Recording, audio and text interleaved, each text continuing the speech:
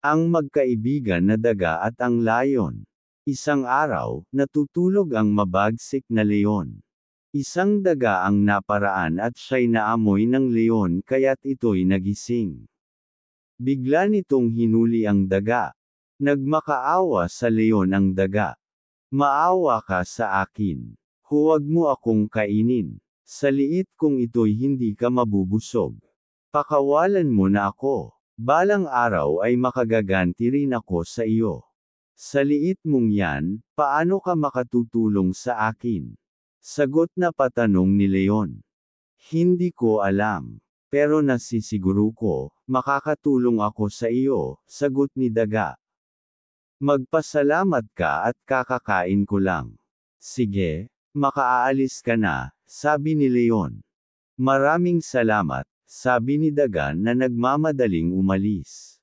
Minsan, habang naglalakad sa gubat si Leon, hindi niya napansin ang isang bitag.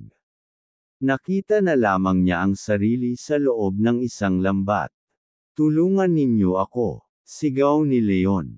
Nakita ni USA ang nangyari kay Leon. Lumapit ito. Tulungan mo ako, kaibigan, pakiusap ni Leon kay USA. Pakakawalan kita, pagkatapos ay kakainin mo rin ako. Ayoko, sagot ni USA sabay alis. Hindi malaman ni Leon ang gagawin. Paikot-ikot siya, nagpipilit na makawala. Isang unggoy ang naparaan. Kaibigan, maawa ka na. Pakawalan mo ako, ang sambit ni Leon kay unggoy. Ano? Pakakawalan kita. Kahapon lang ay hinabol mo ako para kainin. Tapos ngayon, tutulungan kita. Hindi, ayoko, sagot ni unggoy. At nagpatuloy ito sa paglakad. Siya namang pagdating ni daga. Tutulungan kita, kaibigan, ang sabi ni daga kay Leon. Paano mo ako tutulungan? Napakaliit mo, pagalit na sagot ni Leon. Hindi na sumagot ang daga. Sinimulan niyang ngat-ngatin ang lambat hanggang sa makagawa siya ng butas na daraanan ni Leon.